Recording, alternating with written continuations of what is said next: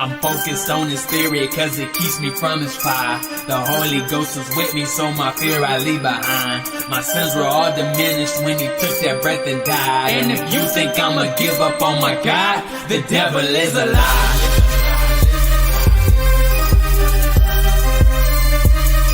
The devil is a lie.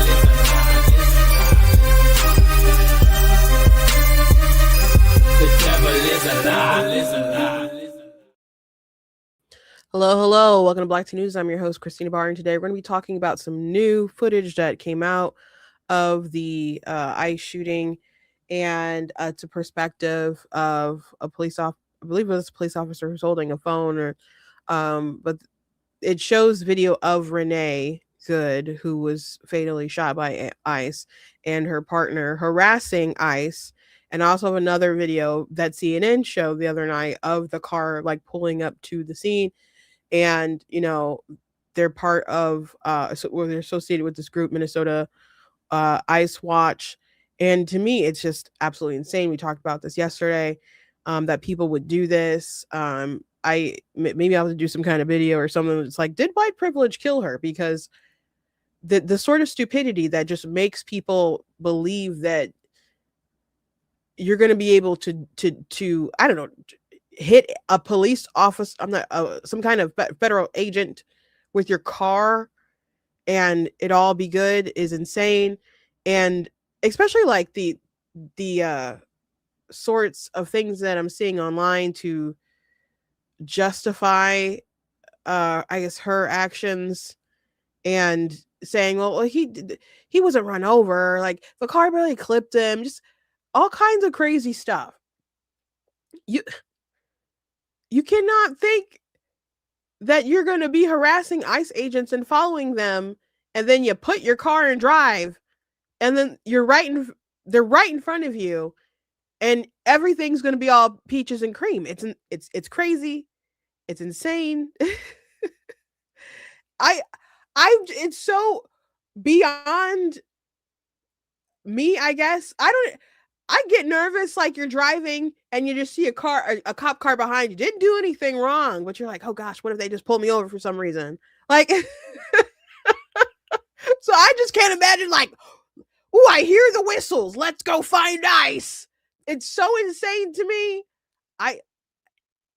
Anyway, we're gonna be talking about that. I also want to talk about a little bit of Megan Kelly on Tucker Carlson show. They talked about quite a few things, but I want to talk about the little section where they're talking about Candace again and the reaction to it, because I find the fact that people don't care about the truth to be really puzzling, especially and then how they frame the criticism from the critics just completely isn't fair. If you want to push back on your critics, at least try to accurately convey what they mean when they're giving the critique. And so it's just a way to dodge accountability for your individual actions and stuff. So I just don't. They're like, oh, people should be able to ask just questions. It's like, but that's not what's going on. Also, if you're a journalist, why don't you care about the truth and people being informed about the truth?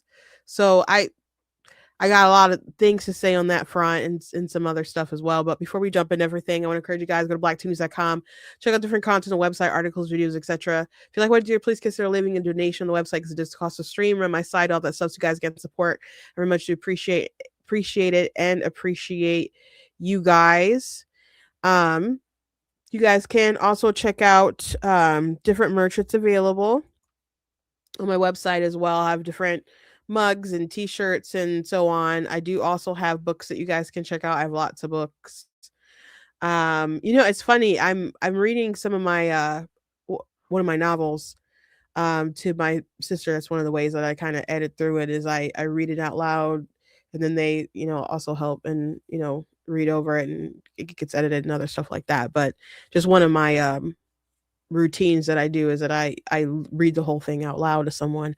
And last year it was just really kind of it's just kind of surreal, I guess, going back over so much of it. because yeah, last year was just kind of really hard, for a lot of different reasons. But you guys know that my mom passed away, and last year was a full year that I had to be without her, and so it just, I don't know, a lot of things I was passionate about. It was just hard to kind of push through, but I'm like, I got to keep writing, and then there's so much research and other things that went into it, and a lot of like fighting and so on, and it was just like really really difficult to kind of push through at the time.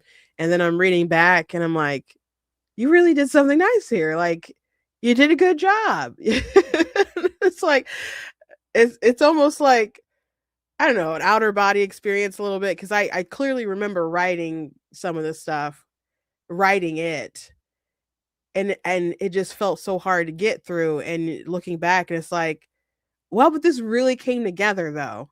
So I don't know. It's just, I just was thinking about it, and whatever you're going through right now, just continue to press through it and continue to work hard. And um, because when you look back at the results, you can go, you know what, that was very difficult, but I've done something really good.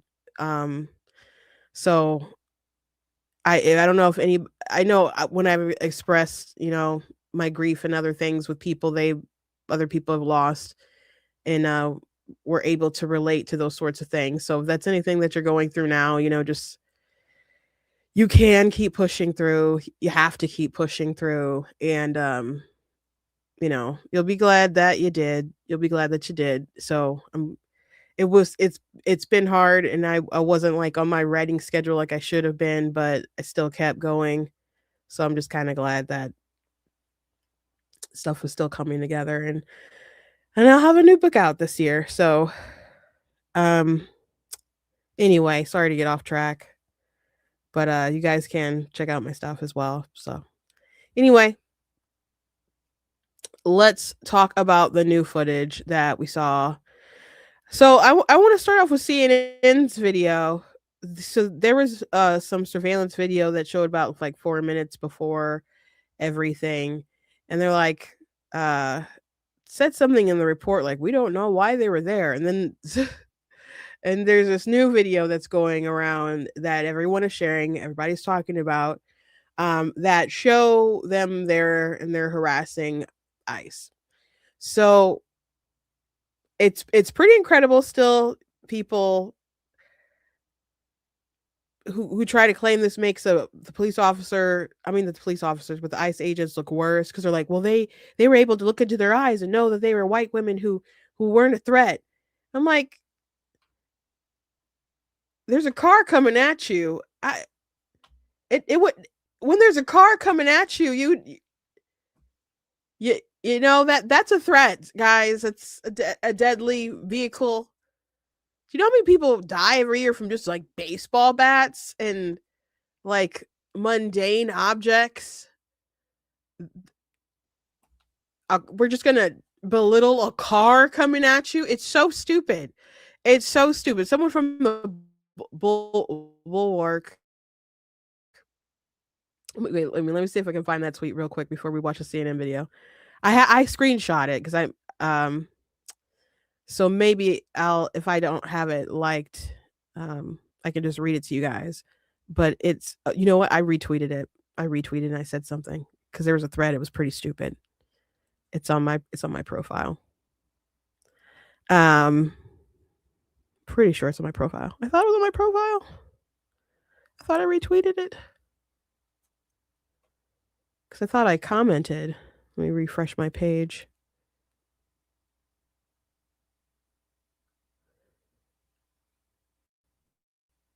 It was so stupid.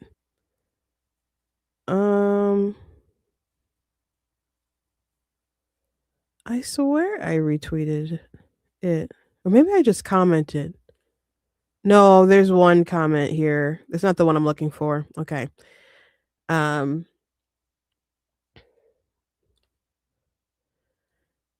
someone has said the worst.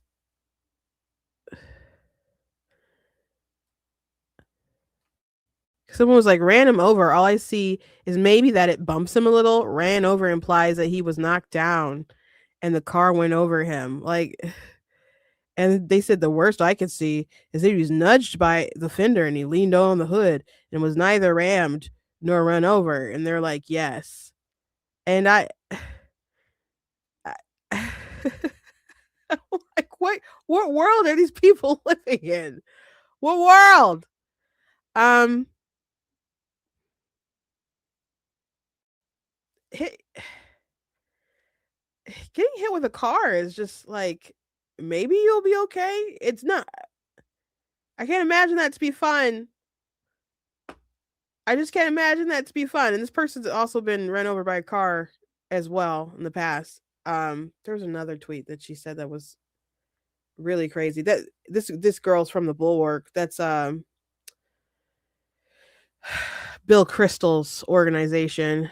Mr. I used to be conservative and then I decided to sell my soul because I hate Trump so much and now I have to go back on every single policy that I used to believe in.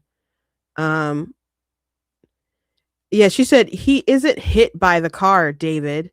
He's slightly winged by its side as it drives away and is in no danger whatsoever. Have a smidgen of decency. That's what she said. He wasn't hit by the car. He's slightly winged. He's slightly winged by the car.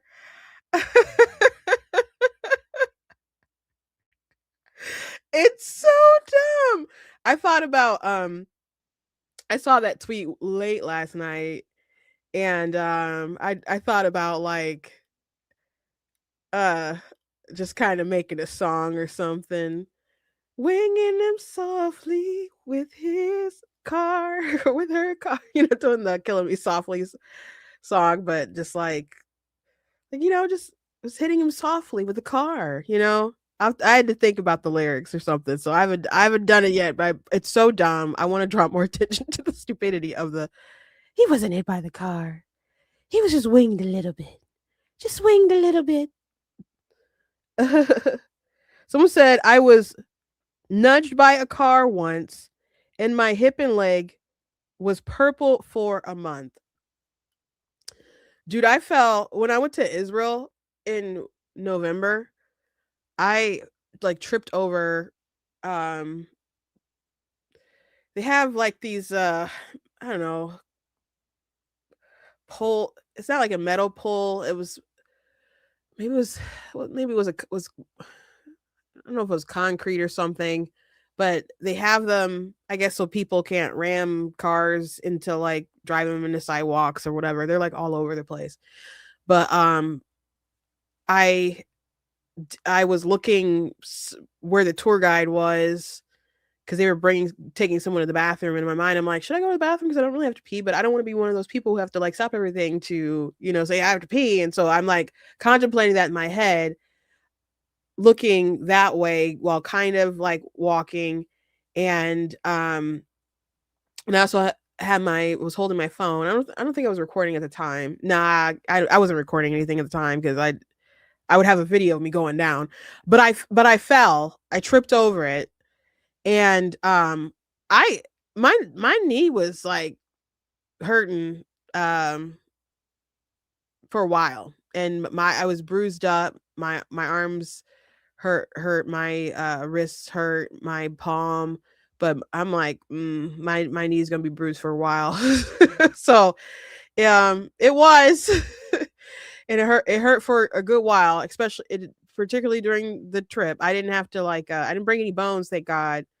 But one time I was out and I just kind of slipped and it was snowing. It slipped on a little bit of ice and I'm like, it felt like I should be able to regain my footing for a second. And I wasn't, and my feet like went out from under me and I fell on like the street and kind of hit my head a little bit like on the curb a bit, but I hurt my back going down and it hurt for a while.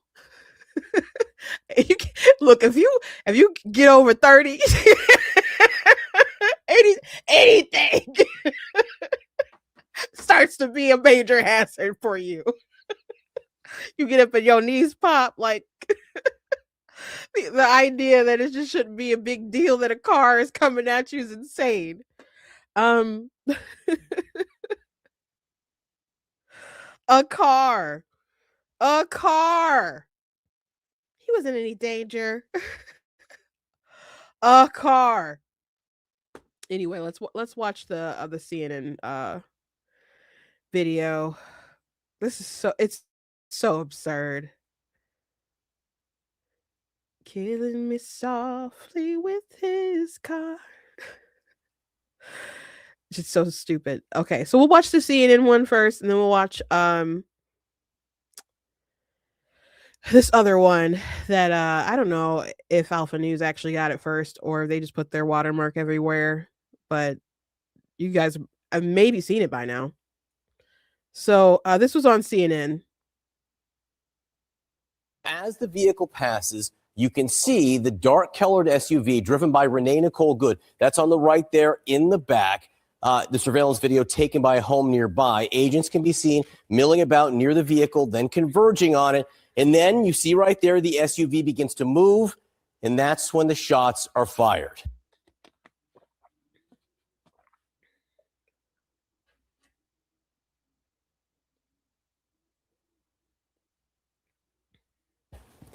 Now, prior to this, the video shows the SUV had been stationary and sideways across the road like that for about 3 minutes. The reason for that is unclear. CNN has obtained some new video. Again, it's grainy and distant, but it shows 4 full minutes leading up to the shooting. It shows Renee Good's maroon Honda Pilot entering from the right there. Then 20 seconds later, someone gets out on the passenger side. We don't know who or why this person leaves the car. We then see her turn and pull perpendicular across the street, seeming to block the way. But as you see here, leaving room for vehicles to pass by her on either side. Finally, there is this new angle of the federal officer who shot her. He arrives. Another federal SUV pulls up. As the ICE officer briefly goes back to his car, then he returns, and with another agent grabbing at her door, she starts to move forward. Again, it's hard to see from this angle, followed by 3 gunshots in quick succession. 4 minutes in all from start to finish. But for all the video that may reveal, it says nothing about why Renee Good was where she was or what she was doing there. And it's not all we don't know. So he says we don't know. And what we do know is that there is a group called Minnesota Ice Watch. And we do know that at least that Becca followed them, and they did seminars about following ICE and all sorts of different stuff. There's a New York Post article. I suppose we shall read it together because it says Renee Nicole Good was Minneapolis ICE Watch warrior who trained to resist feds before a shooting. So we'll go through that quickly. But we do know from this other video that they are apparently there to harass them. Let me show you guys the page for the Minnesota. Someone had screenshot there. This looks like Instagram. Minnesota Ice Watch and Becca Good. That is Renee's partner, wife, whatever.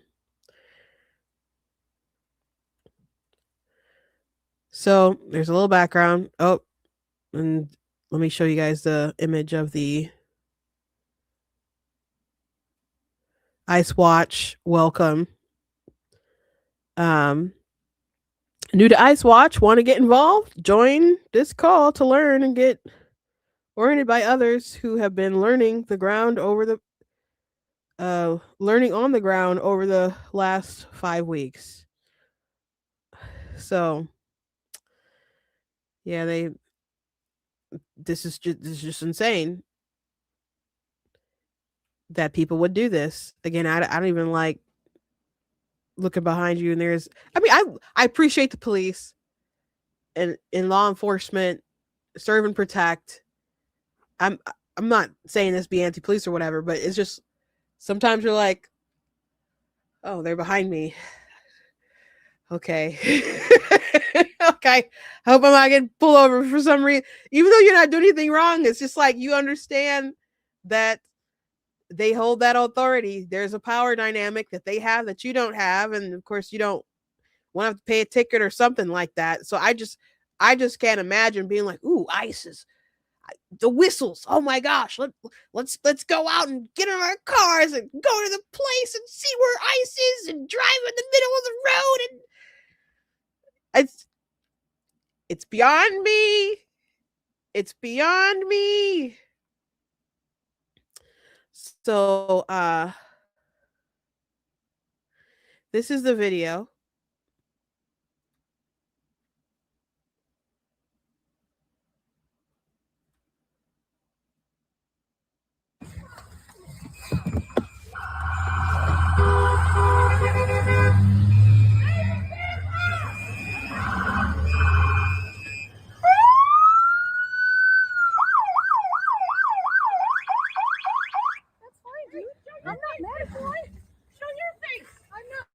That's okay. We don't change our plates every morning, just so you know. It'll be the same plate when you come talk to us later. That's fine. U.S. citizen, former fucking president. You want to come at us? You want to come at us? I say go get yourself some lunch, big boy. Go ahead. Out of the car. Get out of the fucking car. Get out of the car. Whoa!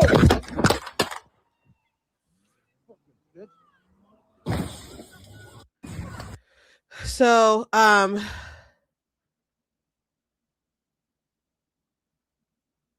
they're there saying stuff to him. I think she said something like, "Oh, I'm not mad at you, dude. I'm not mad at you." And then there's the aggressive partner. She says something about the license plates, like they'll be the same.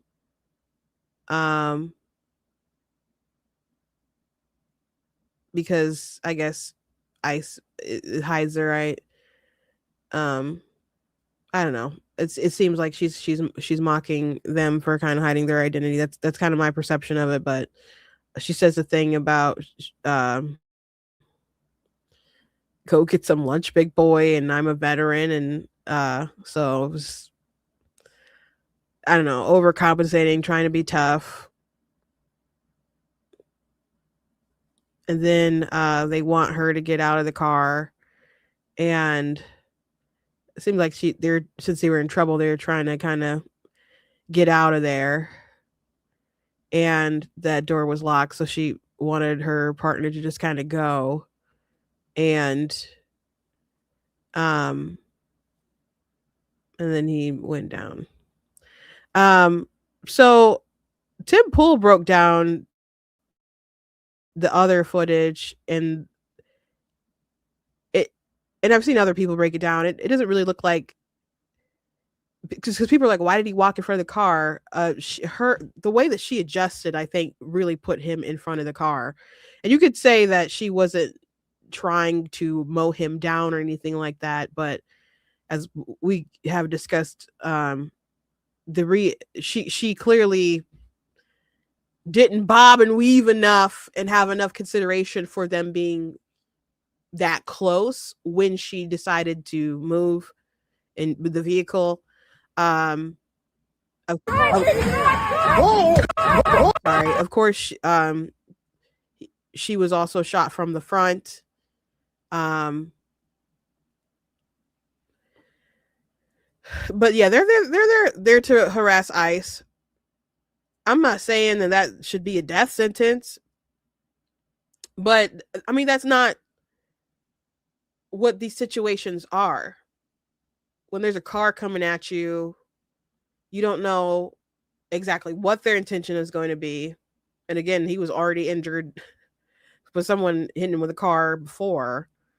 And you don't know what kind of chaos they'll cause. He's got a split second. She's got a car. A decision was made. She shouldn't have been there. Obviously, neither of them should have been there. None of these people should be harassing ICE, following ICE. ICE, they're finding people who have committed sexual assault and have committed battery against American citizens. They should be there in the first place.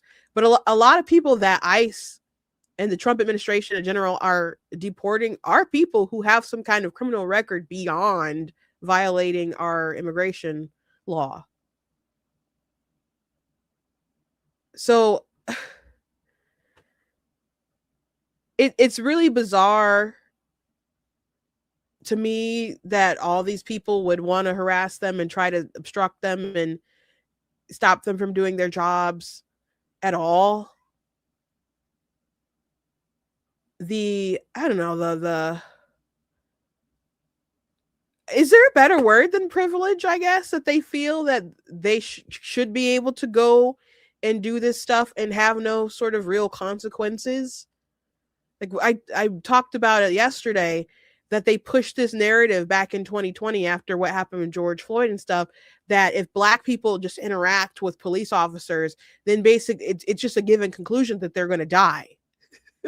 Now, of course, that's not true, but you guys, unless you're a toddler or young child, you live through that age, and you probably recognize that was the feel, that was the narrative, that was the push that was going on in the world, that that there were actual Black people who felt that sort of danger, and there were white people who believed that Black people were in that sort of danger.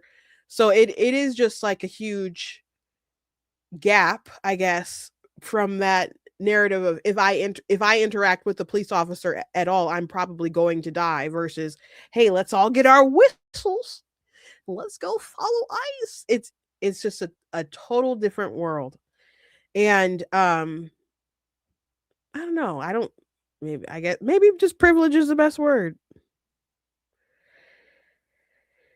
Maybe that is the best word. The sort of arrogance that these people have, to just interfere with these investigations, to make life harder for these people. The people who would argue that she just winged him, nicked him with the car. She was not like she rolled over him and he just bounced down the street with his skull cracked open. Just it's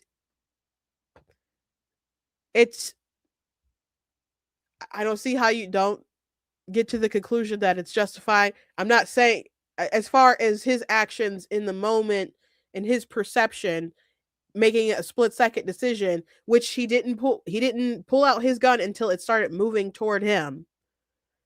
It doesn't mean, when people make split decisions like that, it's not a matter of did this person deserve to die.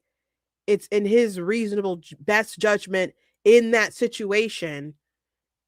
Did he move in a way that was totally unreasonable for someone in his perspective? That's what it is.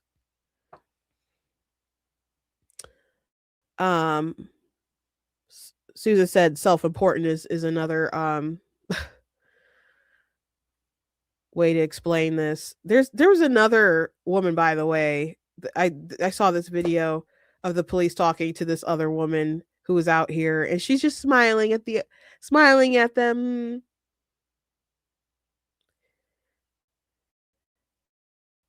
If I continually see you following us, interfering with us, honking your horn, blocking our cars, you have a very high probability of making a really bad decision and being arrested today, okay? I think I'm making exactly I'm not. the right decision. Oh, then why are you giving her a warning? I'm giving her a warning to not interfere with what we're doing, to not make a bad decision today and ruin your life. Well, bad Okay, decisions. thank That's you. funny coming from you.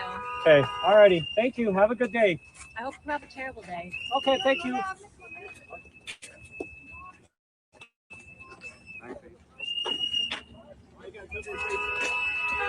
on. Watch out, it's slippery. Yeah, there's a lot of ice around here. Just so you know, if we continue to have you follow us, okay, have fun. Don't make a bad decision today. It's not illegal to follow you. What is illegal is stopping people unconstitutionally. Don't interfere.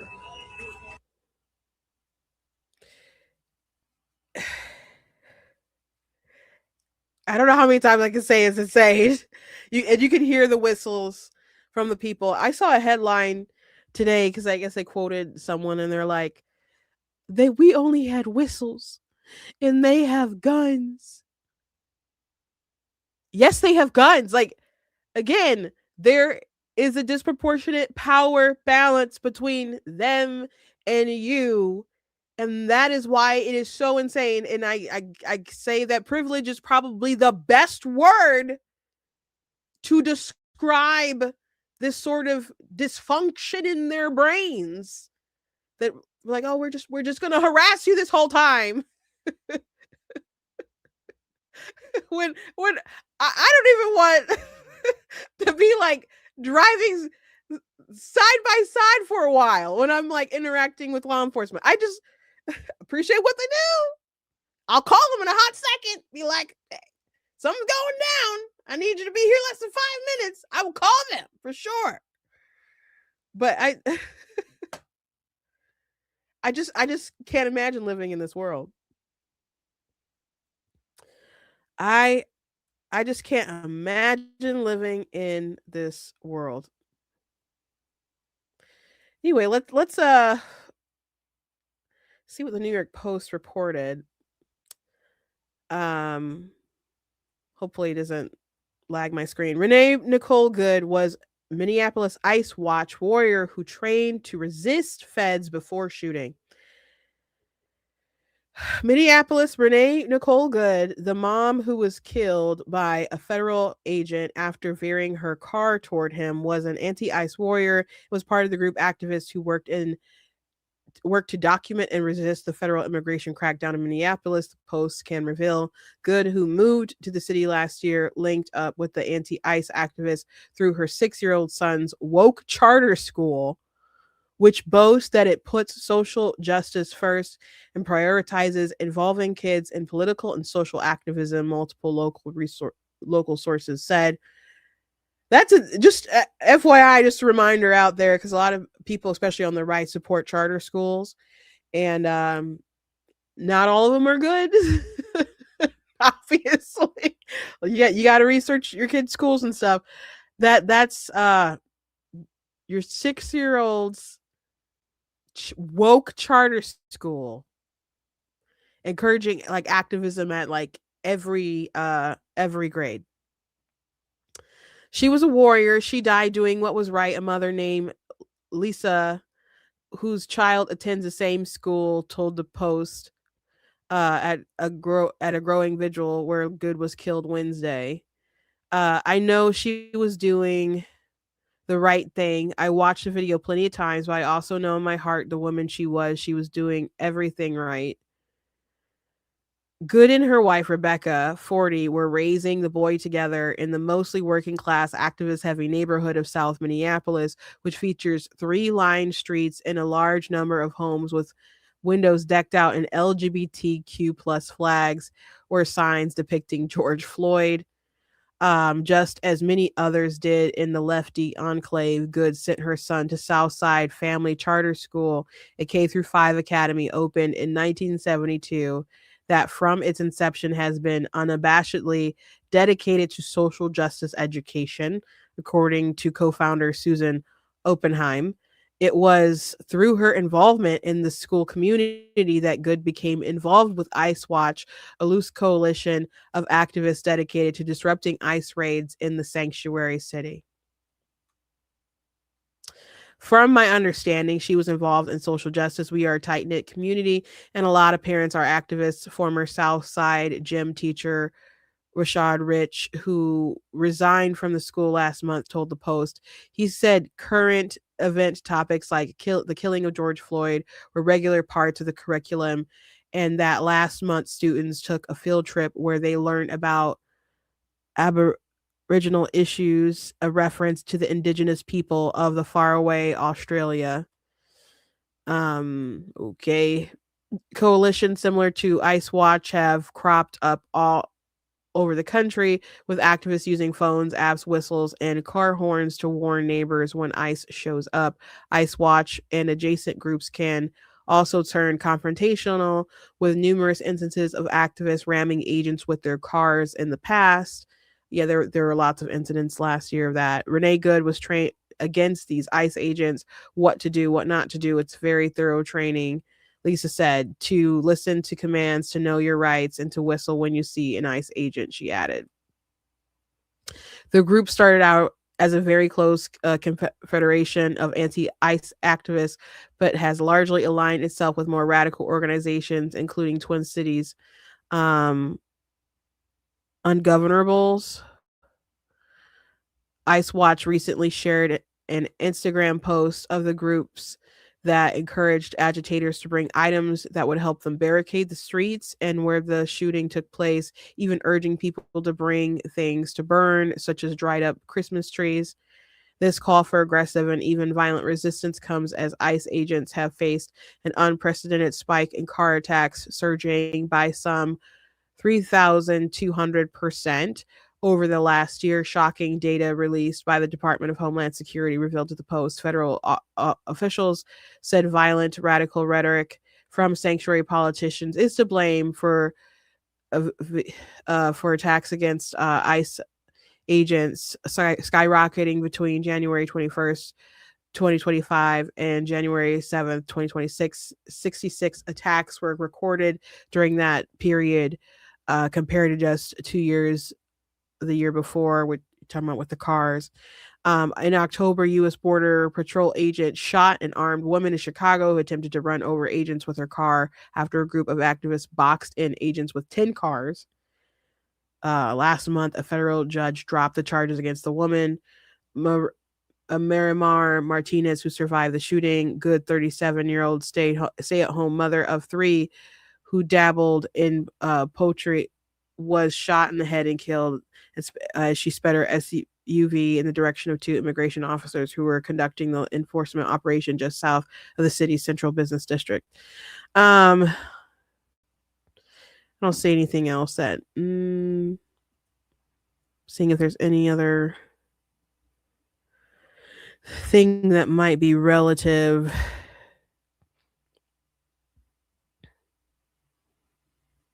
Oh,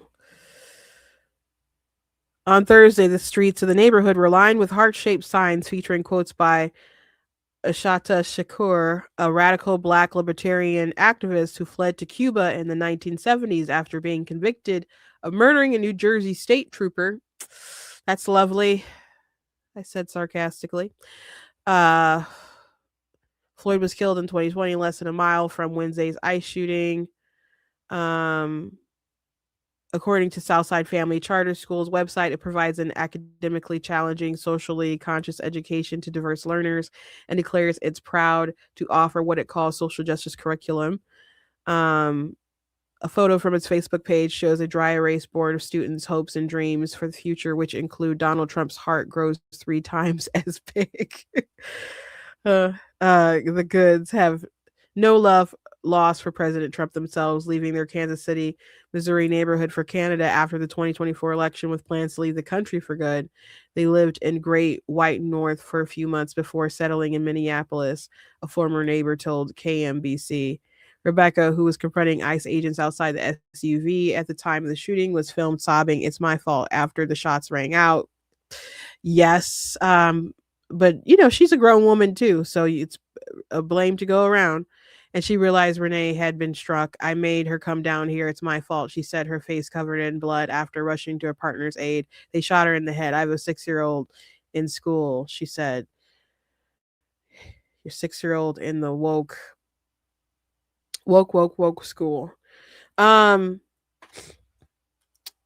There's other stuff that, because Renee has more than one child.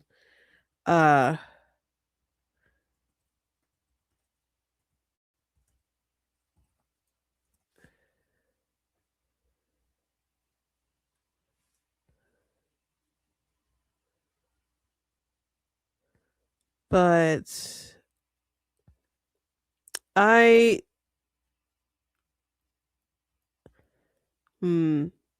I'm not, there's things I've heard as far as custody and some things about her partner that that aren't great, but I want to look more into it before I spread that into the atmosphere.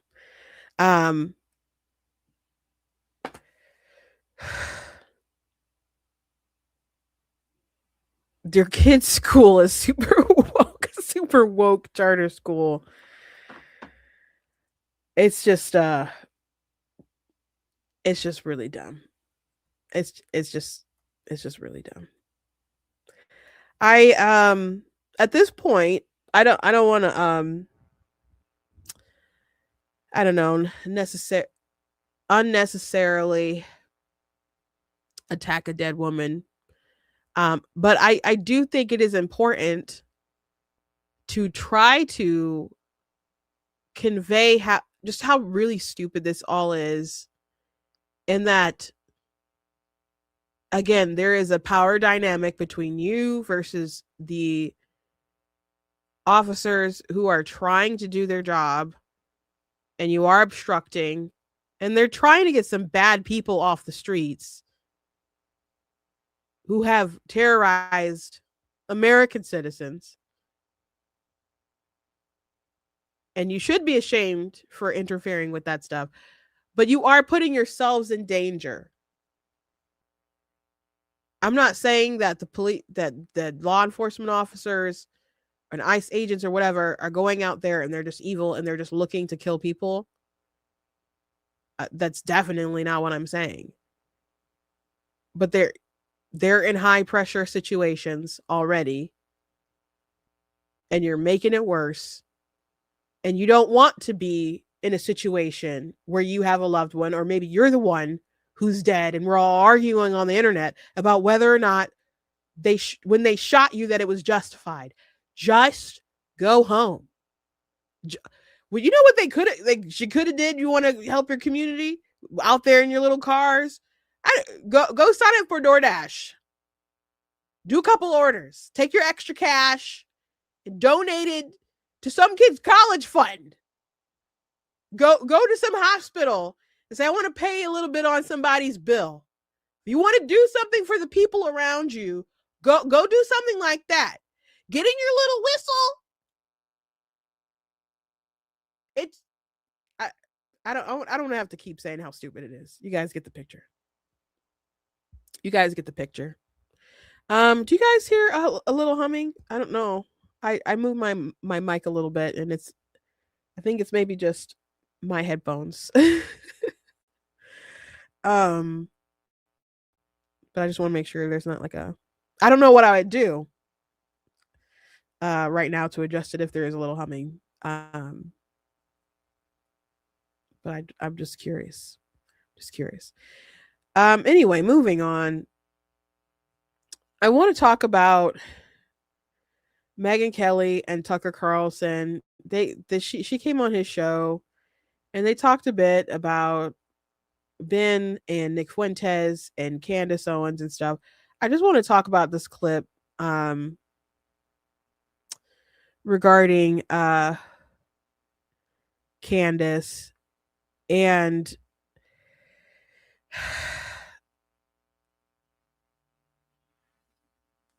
I've already criticized them a lot on this issue, Candace a lot.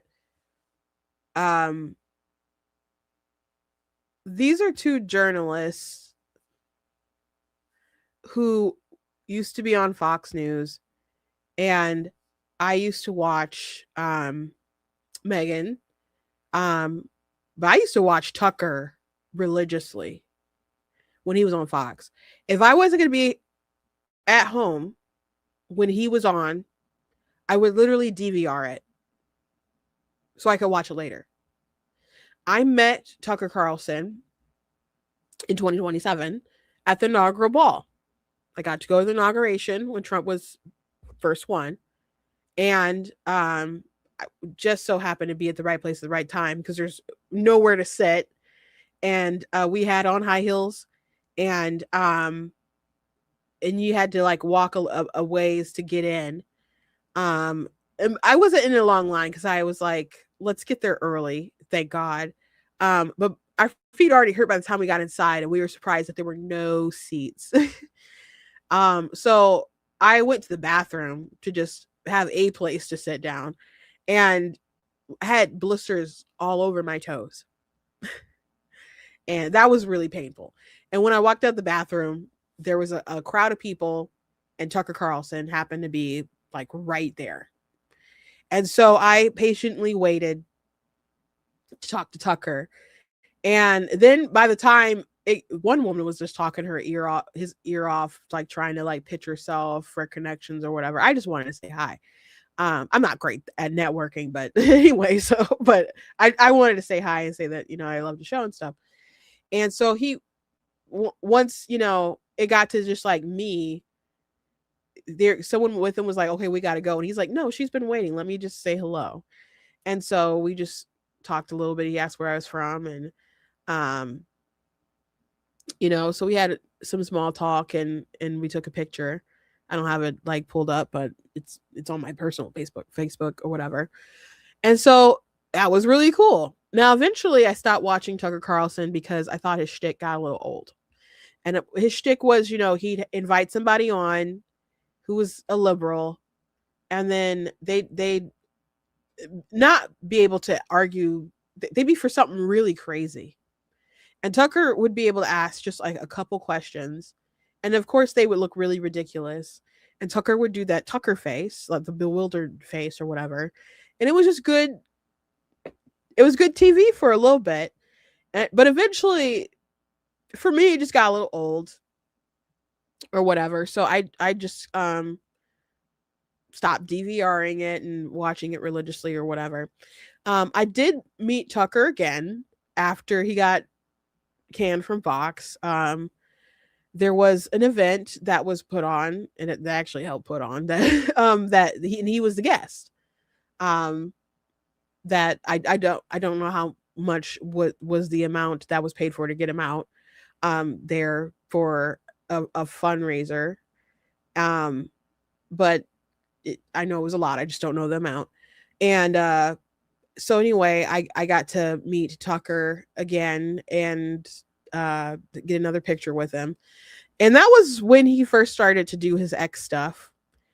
And that was around the time when he had the Obama guy who claimed to have slept with Obama. I can't remember if it was before or if it was afterwards. Might have been a little bit before. But then at that point in time when he started doing his interviews on X, I'm like, this isn't a proper way to conduct yourself as far as having some journalistic integrity. Okay.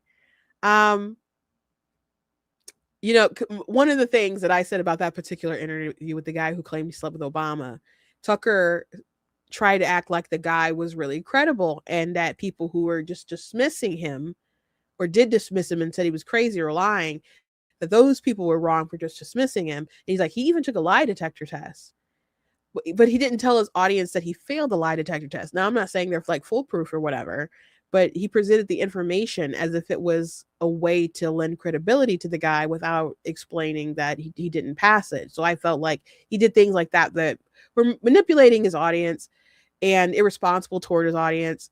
And he didn't really push back on the things he was saying. He just kind of gave him space to say his conspiracies.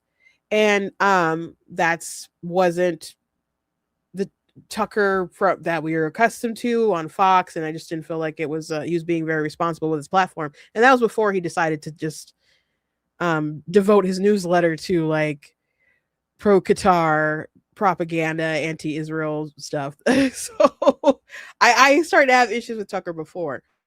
Now Megan Kelly, she was on Fox, and she left Fox, with a big contract with NBC, and it was going to be flexible for her hours, and she was making a lot of money or whatever. And I was it just a scandal that of the blackface of her getting canceled, of why they basically decided to let her go. She I didn't really watch a show on NBC. I know that she did an episode with like trans kids and things like that. But she was trying to break into that world. And it didn't work out too well for her. And then she, went on Sirius and started, just kind of trying to do her show and podcasting and radio and things like that. So they're both independent, doing their own thing, and have been doing some questionable things as of late. So Megan was really upset that Ben called her out. At Amfest, I thought Ben's speech was phenomenal. I thought it was great, and I thought the people who pushed back on Ben didn't have good criticisms of Ben as they pushed back on him, as far as Tucker and Megan. So let me I think this is the right clip. If this is not the right clip, I'll find the right clip. I'm pretty sure it's the one I want to show you guys. About Candace. This is something that they briefly say that I want to reflect on. And then came Candace Owens. And that she really drives people crazy. She drives them crazy.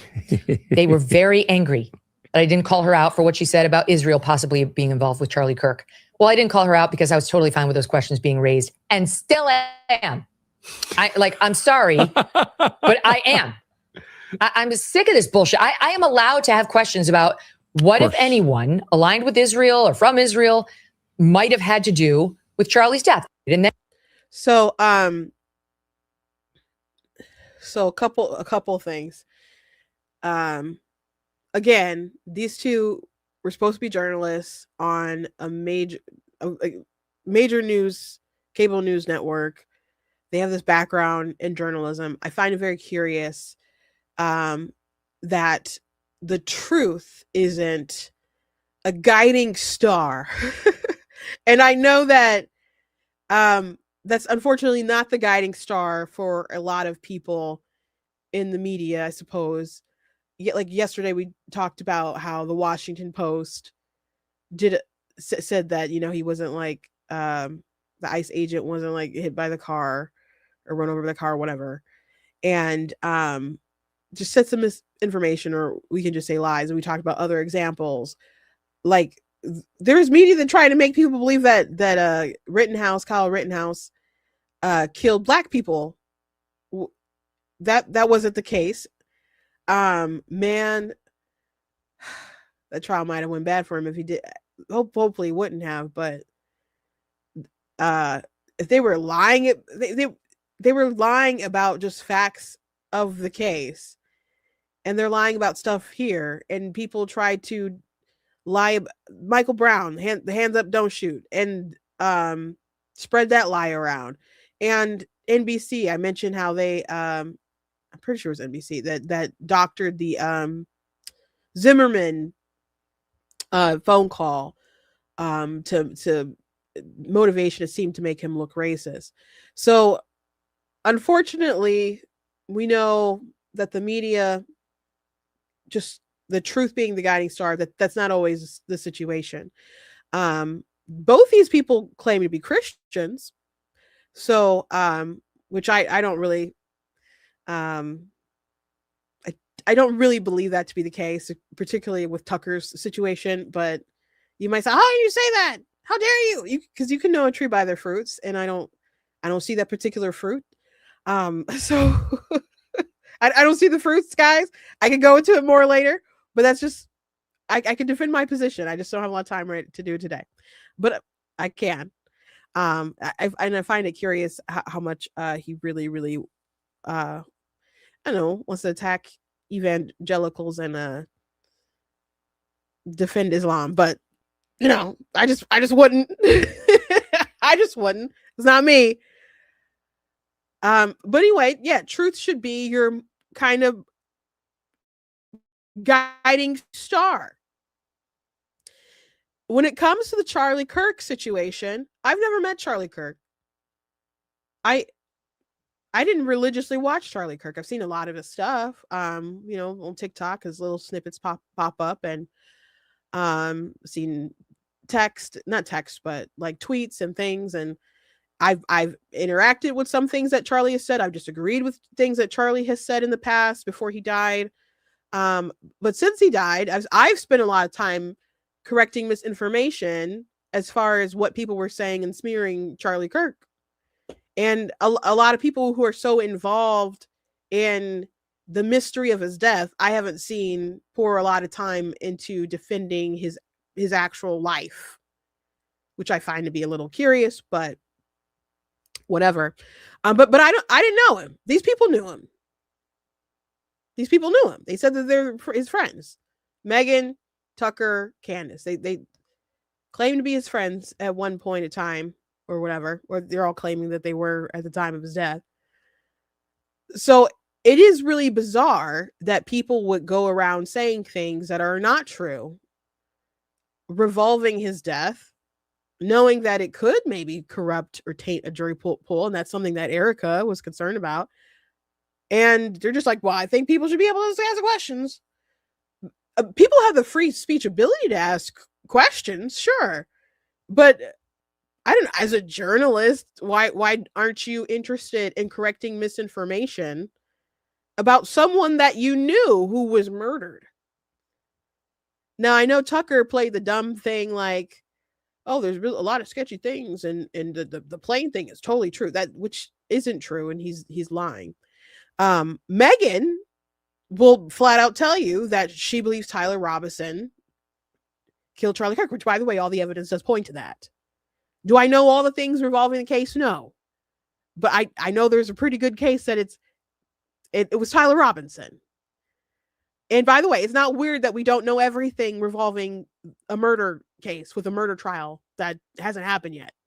They don't give all the evidence out.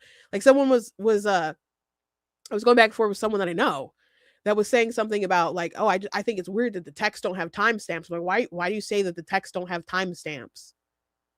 We haven't seen the timestamps. That doesn't mean that the defense doesn't know that what time things occurred, and that the investigators and the prosecutors don't have timestamps. Of course, they have a timeline and timestamps from these texts. If they weren't real texts, that would be found out really quick.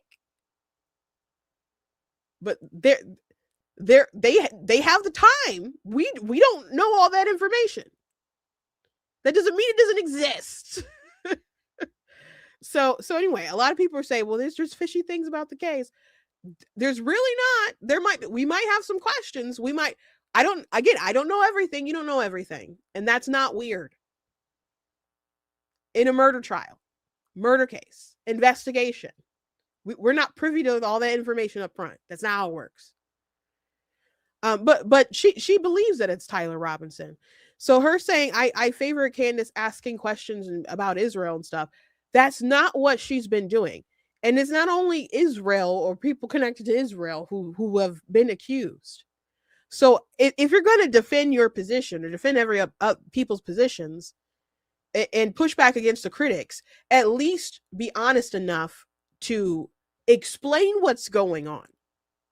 Because what actually happened is, and this has been so convenient for Candace, after Charlie was murdered, she started connecting dots to people she was already interested in. She had been railing against Israel for a long time. And so she started connecting those dots. She also connected the dots with the French. You don't think that's particularly convenient since she did her whole series on Bridget Macron? Like, is that like really convenient for her to connect all these dots to all these people she has beef with? Did she just question like, hey, could Israel possibly be connected to this? Or did she flip out because Bibi Netanyahu said some nice words about Charlie Kirk and mentioned that he wrote him a letter, which he did, and she claimed that Bibi was misrepresenting the letter, which he wasn't, and she was. And the letter got released and it was how Bibi described.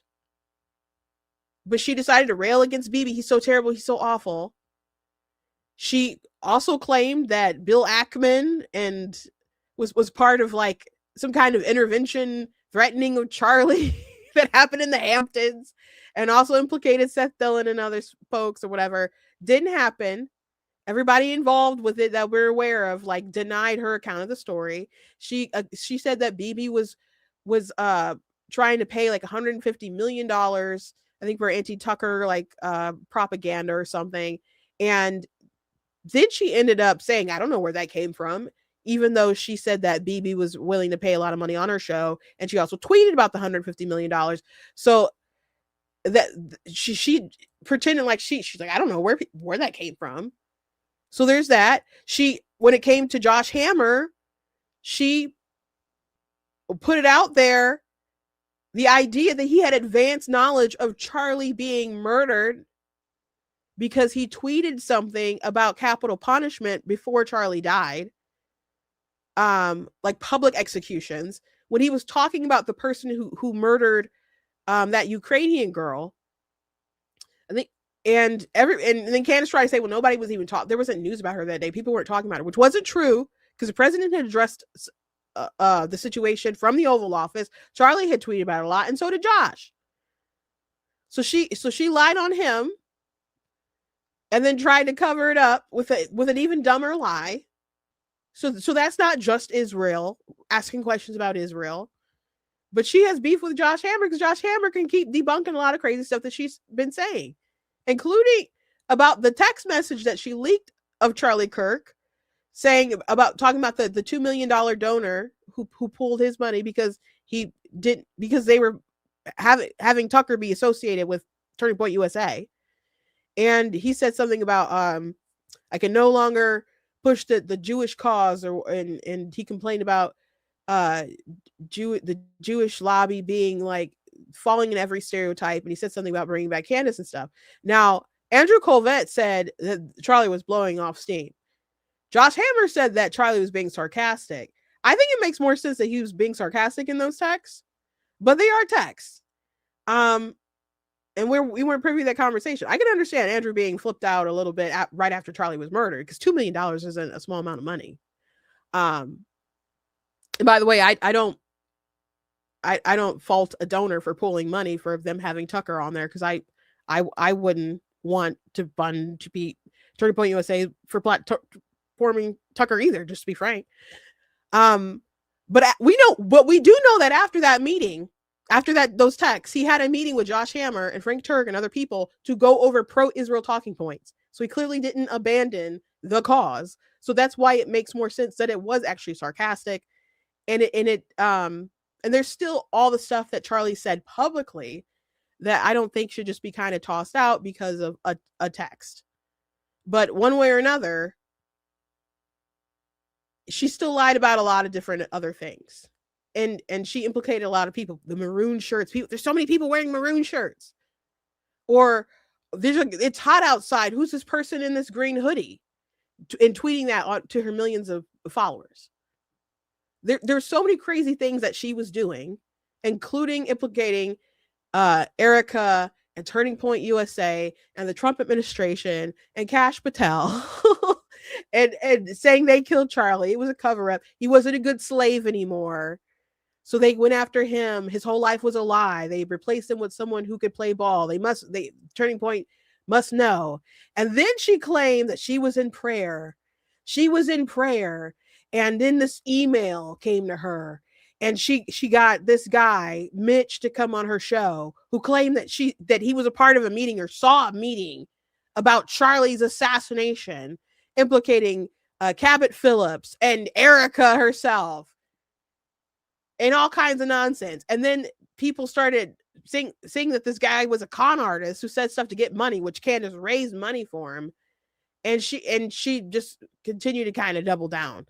So there's so many crazy things that obviously can be said about the Candace saga. So Megan Kelly just saying like, what, people have the right to ask questions about Israel, as if that's the only thing that's been going on. It's just dishonest. It's just dishonest. So I have to go back to Ben Shapiro when he was having a conversation with Megan Kelly. And so she's like, well, it's not any of my business. Megan Kelly talks about a lot of things that aren't her business all the time. All the time. She's a commentator. We commentate on things. It's weird to not commentate on this in this space, in this business, especially since you know Charlie. It's weird not to. And so he asked the question, like, why wouldn't you? And said, if it was someone on the left implicating Erica and Seth Dillon, he said Seth Dillon And Turning Point, you're saying coming after all these folks, you would say something. And we know that's true because she came after Jimmy Fallon for his comment when he said, and this was fresh off of Charlie's murder, saying, well, the MAGA's pretending that this was anybody other than them. And she flipped out about it. She flipped out on Jimmy Kimmel for his words. So if you're going to flip out on Jimmy Kimmel and not Candace Owens, who's spreading all this stuff, who knew Charlie, that is very odd. It's very odd. So it just couldn't be me. Truth is not their guiding star. I think it's really embarrassing. Like, I don't mind them asking all these questions and spreading this propaganda about things that I know aren't true. It's clown world. It's clown world nonsense. On Megan's part, on Tucker's part. And a lot of people have been really aggressive toward Megan and pushing back against her for some time. And people, they seem pretty justified in a lot of this stuff right now, to be frank. I'm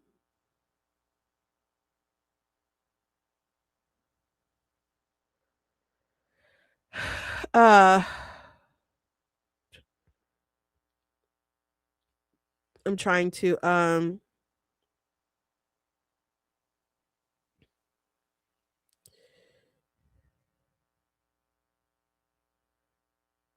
looking through a bit of the comments.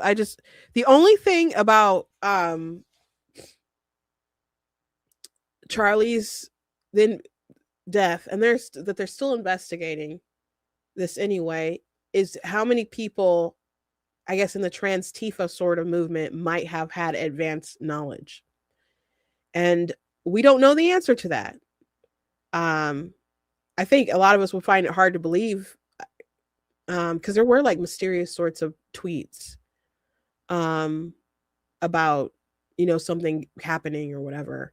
And he's on different message boards and communities or whatever. And I don't know. It doesn't mean that nobody else didn't have any advanced knowledge of it. But they're still investigating that. And I'll give them time to do that, to investigate it. But there's so many conspiracies about Charlie that really do drive me up a wall. I'm just to be honest.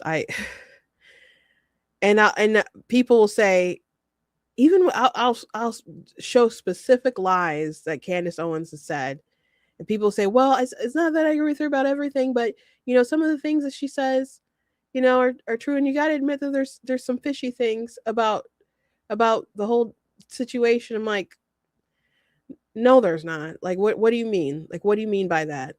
And try to break it down thing by thing. Like, I understand there's things we don't know.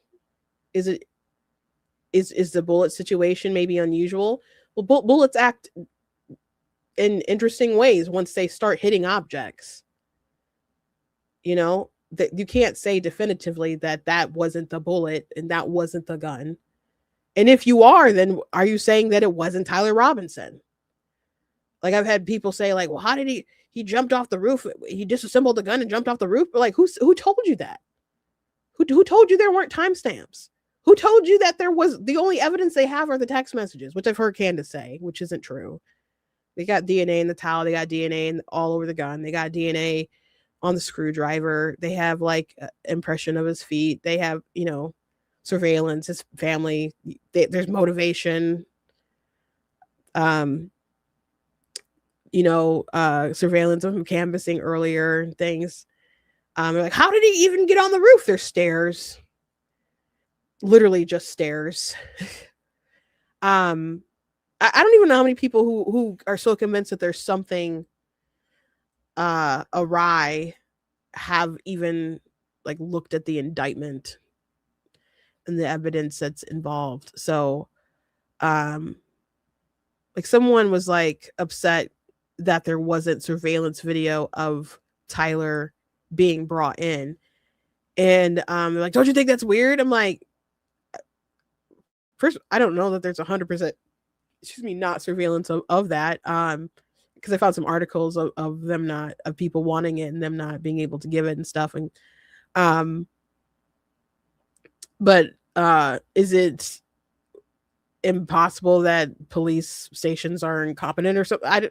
No, I guess not. But I'm like, what do you think is countering this evidence not being there? The video being, are you like denying that he turned himself in and he surrendered? Because his lawyers said that there was like a document released of some interactions of his lawyers, and they mentioned that Tyler surrendered, and that was reported before with his family and stuff. So if the implication, what you're trying to imply is he didn't actually surrender at the police station because there's no video of that, that's just, there's counter evidence to whatever you're kind of alleging. And then I try to push people, and then they don't really like I guess commit or concede, and it's just Tyler did the thing, y'all. and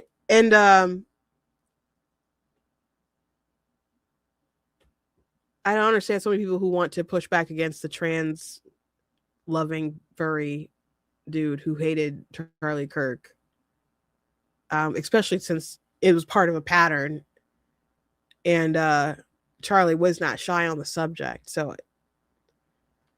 all the evidence does really point one way. The only like major question again I have is how many people in that kind of sphere or world may have known with advanced knowledge, and they're still investigating that, and I understand. Anyway,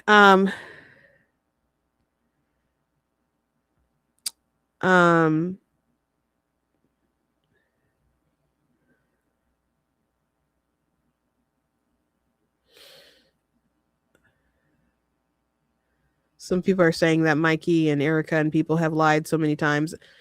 You know, I think if Megan Kelly talked them into having a sit down conversation with Candace, that was a really dumb thing for them to do.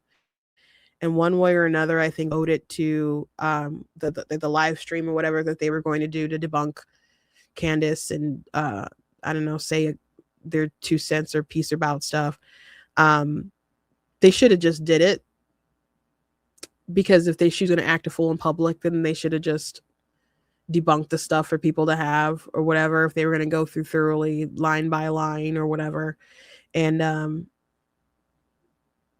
in the end, that little conversation that they had didn't service them, unless it was to say, hey, here's the information, and if you keep going, you know, we're going to have good grounds to say that you are acting maliciously if we sue you. Maybe that was the point of the meeting, or maybe the point of the meeting was to try to reason with her. I don't know. I thought it was stupid. So my heart really goes out to Erica, as someone who's dealt with loss. I think her situation is really unique. So I can't know exactly what it's like to be in her position. I do think they made a lot of they've made some decisions that I certainly disagree with. And they haven't acted as wisely as I think they ought to have. And beyond that, there's decisions that they're making that I don't agree with as far as how they're proceeding forward with Turning Point. I mean, I disagree with stuff going on Turning Point before. Like, I thought it was weird to just announce that their goal already is to get JD elected in 2028. I'm like, that's a long ways away. You don't know how his relationship with Trump's going to be. Like, I know that was her husband's buddy. and that probably was Charlie's intention, but they have so many ties to the RNC, and the RNC is supposed to stay out of that stuff, and they get all kinds of contracts. It's just like, are we not supposed to have primaries anymore? There's just a lot of questions on that front. So I'm not going to be someone who doesn't criticize them. I have a lot of criticism. I have a lot of criticism. But I have a lot of sympathy for her situation. But I definitely think they've handled a lot of things wrong, to be frank. Doesn't excuse the behavior of like Candace and Megan and Tucker and other folks, which makes a lot of this stuff really puzzling. I wonder who's going to be invited at a bunch of stuff next time. Some people have said that they don't think Turning Point really cares about the infighting stuff, and they kind of just, people are going to come and it's going to be diverse. People are going to buy tickets and have a show worth talking about. I very much believe in gatekeeping. Your ideological movement, you have to, right? It's not a product that you produce and you like, if you want like everybody to buy, I don't know, if you're Taylor Swift and you want everybody to buy Taylor Swift music or something like that, whoever, you don't care as long, or Michael Jordan's, like Michael Jordan didn't care about what your political ideology was. He's like, Republicans buy shoes too, right? So he didn't get involved in that kind of stuff. He's like, go buy my Jordans, go buy my shoes, like whatever. He's thinking about the audience at large. Like we don't push a product. We have an ideology that we want others to conform to. So you have to gatekeep. And I don't think that they did that enough. They were very strict as far as like someone like Nick Fuentes, who Tucker, of course, turned around and had on his show, which Megan and said on Tucker's show the other night that he has some good points. I'm like, what could those points be? Charlie really believed in trying to keep him out and his groypers out and stuff. And they obviously weren't successful enough in doing that. But there were other snakes in the garden. And in the long run, I don't know if they're going to make the smart enough decisions to protect their organization. So I guess those are conversations we'll have later. Those are conversations we'll have later. Anyway, thank you guys for joining me today. Please go to blacktnews.com, check out different content, website, articles, videos, etc. If you like what I do, please consider leaving a donation on the site. It does cost a stream, run my site, all that good stuff. You guys get support. I very much appreciate you. You guys can check out different merch that's available on the website, like different mugs and t-shirts and so on, that we have available on there. So go ahead and check out what I got there. And you guys can also check out some of my books and so on. I have a link in the description for Bigger, and that'll take you to my book website anywhere where you can learn more. I haven't held it up in a minute. I mean, it's behind me, but Bigger is a story about a little dinosaur who dreams of being bigger. So how cute he is. And so it's about him just wanting to grow up that dream, and also the love of his mother as she watches him grow. So anyway, I got to get going. Got to cook dinner before I go to church. Make sure you guys have a good weekend. Be safe out there. Don't go harass and follow ICE. Go to church. A good one, not a woke one. God bless you guys. And I'll see you.